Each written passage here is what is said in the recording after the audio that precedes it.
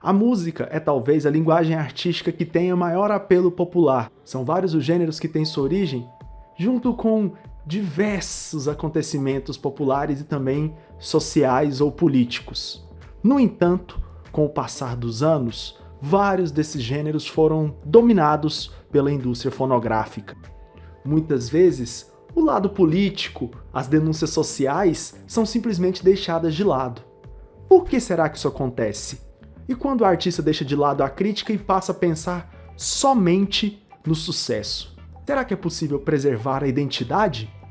Ou será que essa arte passa a ser apenas reprodução? Como será que está a indústria fonográfica nesse sentido? Vamos para mais um debate aqui no canal Temporizarte hoje. Bora!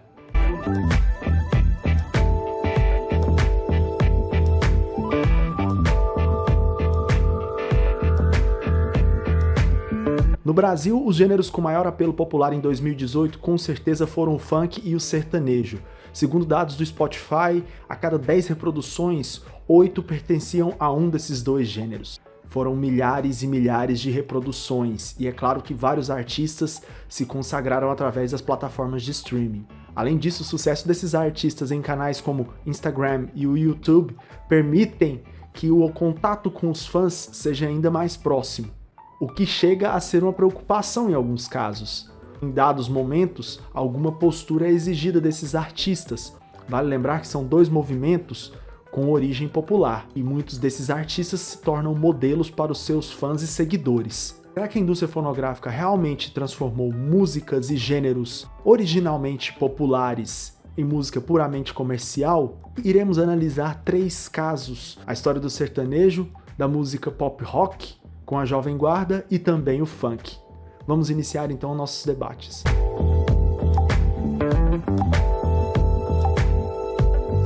O sertanejo tem suas origens no fado português e principalmente na vida sofrida do camponês brasileiro. A sanfona e a viola surgem como instrumentos para a narrativa dos diversos percalços do sertanejo. Uma música que em seu princípio fala da vida no campo e principalmente das grandes dificuldades do país, torna-se popular a partir da década de 20, com a gravação de Cornélio Pires. Desde então, várias gravadoras como a Columbia começaram a ter interesse nesse tipo de música muito simples e de um clamor popular.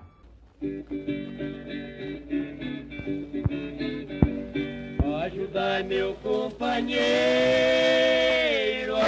A partir da década de 40 e 50, o caipira começa a ser deixado para trás e o sertanejo começa a se aproximar cada vez mais dos gêneros populares norte-americanos. A partir da década de 60, essa ruptura com o caipira foi ainda maior, com o acréscimo de instrumentos tais como bateria, guitarra, teclados e sintetizadores. Aquele tapinha que dei no seu rosto não foi por maldade, foi prova de amor. No entanto, no Brasil, neste período, outro problema muito grave acontecia.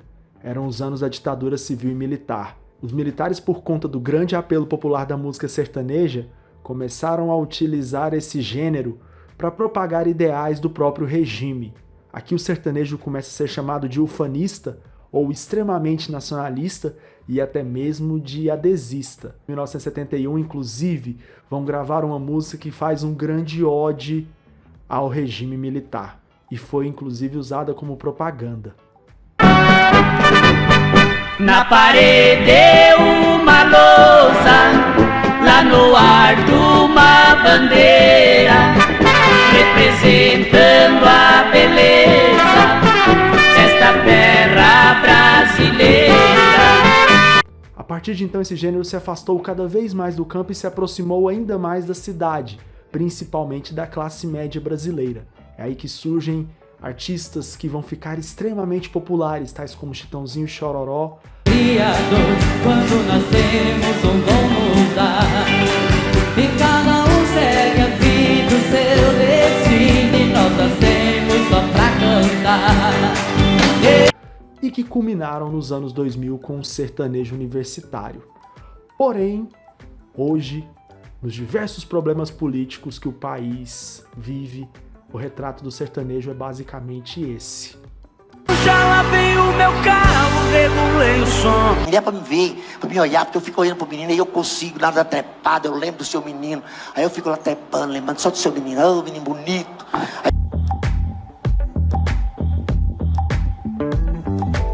Mas não foi só o sertanejo que acabou apropriado pela ditadura civil e militar no Brasil.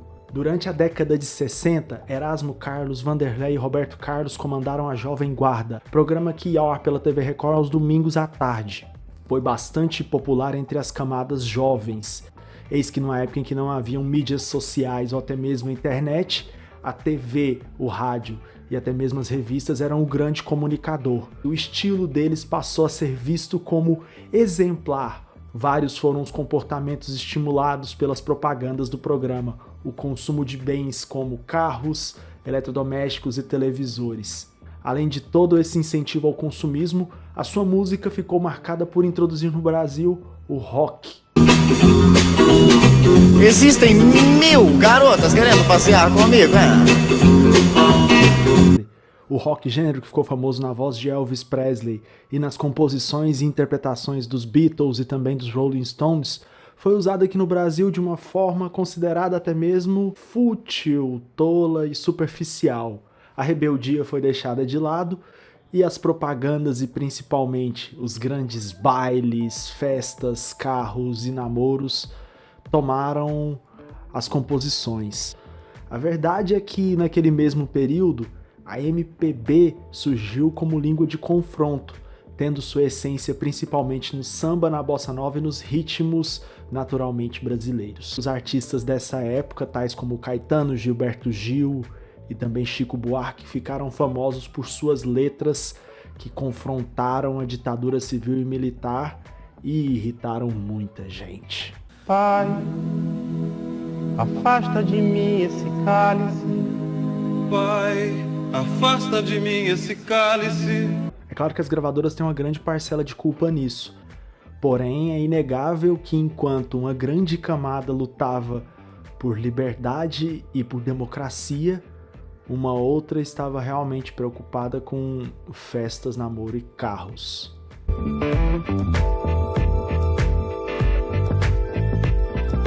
O funk é hoje o gênero musical no Brasil que talvez tenha maior aproximação com os jovens, não somente pelo estilo musical, que tem ritmos fortes e letras provocantes, mas também pela presença de seus intérpretes dentro das redes sociais.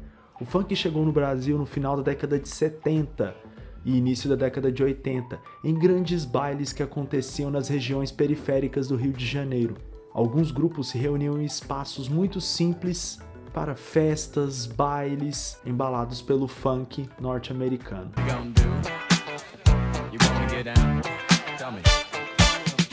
Na década de 80, inspirados principalmente pelos movimentos de hip hop e também do Miami Bass, algumas figuras começaram a surgir no cenário nacional. Uma delas, DJ Malboro, foi responsável por introduzir a bateria eletrônica.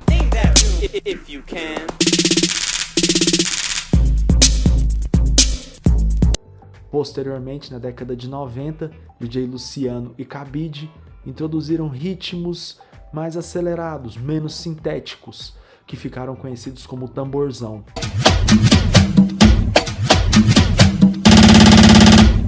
No início dos anos 2000, esse gênero, através dos bondes e por diversos artistas com um apelo popular da mídia, começam a ganhar projeção nacional, em especial nos programas de TV e nas boates e festas da classe média. A partir de então, surgem várias dissidências no funk nacional, algumas delas conhecidas como funk ostentação ou também o pop funk. O esquerdo só tem peixe e o direito tá cheio de onça. Hoje o cenário do funk é dominado principalmente por esses dois subgêneros. Eis que o funk tradicional, mais ligado a essas festas da periferia e a luta da população negra dentro das favelas do Rio de Janeiro, meio que foi deixada de lado. As letras imitam muito o hip hop bling bling dos Estados Unidos, falando de marcas, bebidas, músicas que são produzidas apenas para fazer sucesso e para isso acabam apelando para sexismos, estupros, além de opiniões e informações que às vezes são controversas. Só uma surubinha de leve com essas filhas da puta. Taca a bebida, depois taca a pica e abandona na rua.